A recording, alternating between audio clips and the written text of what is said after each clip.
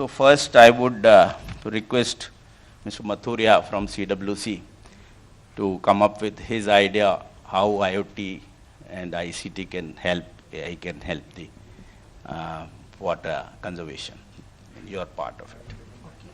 Good afternoon to all the esteemed delegates, and thank you to APAC for inviting me to share the views of Central Water Commission, which is an attached office of Ministry of Jal Shakti. How do I operate it? So when we talk of IoT, AI, machine learning, I mean these are words as of now which is resounding entire ecosystem, and I'll tell you, water is a subject in which this subject of AI and ML best fits, because we are living and we are working with the rivers, and rivers behave like a system. They have their own memory. So if we have got a long data set which is reliable, we can predict the behavior of river in any way, in any format, which will at least help us in planning better management of the water resource in the country. And this is the perspective of Central Water Commission. So far as Central Water Commission is concerned, its activities at the national level are far and wide. All aspects of water resource management are touched. I'll particularly talk about two aspects. One is disaster management, and second is efficiency in irrigation, and various others. So when it comes to disaster management, flood is one aspect into which CWC is issuing the flood forecasts at 350 locations. 250 of them are level forecasts, and 100 locations are inflow forecasts. So level means we are forecasting the river level at 200 locations near cities and things like that, and 100 locations are where we are predicting the quantum of the flows that will be arriving in the reservoir. So for efficiency, for accuracy, for sustainability, and for aligning with the national priority of flood control, these are the endeavors into which Central Water Commission is into. And the emphasis obviously when it comes to data driven decision making is for self modernization, collaboration, dedicated centers, capacity building. This is how this concept is evolving. So when it comes to fields of application, we are leveraging AI ML for real time data monitoring, predictive analysis, automation, remote sensing and GIS, hydrological modeling as well, bias correction, calibration of the results. How we do it? A small glimpse. So as I've said, we are maintaining about 1543 hydrological observation sites and 1252 MET sites. It's a huge network. Daily flow of the data happens, maybe a big data, and all kind of parameters are observed. So we are using AI ML for anomaly detection, for quality control of the data, and validated data is at core of water resources management in the country.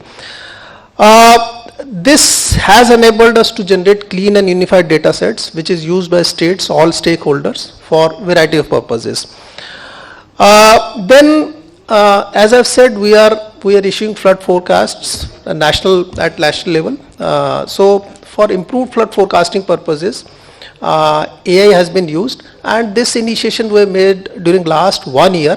We have agglomerated about 50 stations on AI based forecasting system, and this has yielded extremely good results, and probably we are thinking that we'll upgrade our entire system to AI and ML based forecasting. Now the advantage of AI ML based forecasting is it helps us to generate forecast with minimum processing capacity. For example, when we issue flood 6-day advanced flood forecast, we don't call it forecast, advisory, 6-day advanced flood advisory, it has errors. We need lot of processing capacities. The models are huge, machines are huge, but AI and ML enables us to use even a laptop to generate these kind of advisories. So this is an advantage, and we are tapping into it. There are challenges. We have a vast network of sensors, so convergence of sensor based data with the real data standardization, validation challenges, location of all these stations in the rugged terrain. These are challenges which we are trying to cope up with IoT and artificial intelligence based system. And therefore, some policy interventions have also been made by Central Water Commission, for example, real-time data sharing through API mechanisms, etc. However, community-based these initiatives are yet to be driven. So when I said innovations in Central Water Commission, as I've said, deployment of advanced sensor-based hydrological monitoring system, AI-based forecasting for improved flood predictability, satellite-based data transmission for timeliness and reliability. We're also monitoring 2843 glacial lakes which are located in the country of size greater than 10 hectares. Monthly monitoring reports are prepared based on remote sensing based mitigation efforts for the infrastructures that are located in this Himalayan belt. And then we have a National Water Informatics Center which houses India ORS, and it's a centralized data dissemination platform. When I said irrigation, another utility lies in water bodies. See, the country has about 24 lakh plus water bodies, and delineation of those water bodies, extraction of it, and then another aspect is river morphological mapping, sediment and siltation analysis, and floodplain zoning. These are the new areas into which Central Water Commission is using this technology, and with in fact positive traction.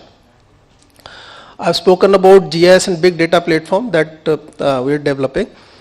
And another area into which we have, nosedived is estimation of crop water requirements. And this is one area, in fact, I must tell the audience that when we talk of water resources management, India has huge water potential, but the problem is that management is poor because the data sets are poor. And therefore, any efficiency measure will lead to a lot of saving of the water, and this saving of the water will supplant the water during the deficit season. This is the entire concept, and therefore, for crop water requirement, certain tools through NRSC has been made. I think it is going back. Even this is also being used by National Dam Safety Authority, because Dam Safety Act has been adopted by the country in 2021. For monitoring the health of the dams and various infrastructures and predicting early signs of distress wherever they are. This new area, digital twins, probably many of us might be knowing. This is another area into which Central Water Commission is working. And this I have spoken, advisory support on flood forecasting, real-time advisory support that Central Water Commission provides.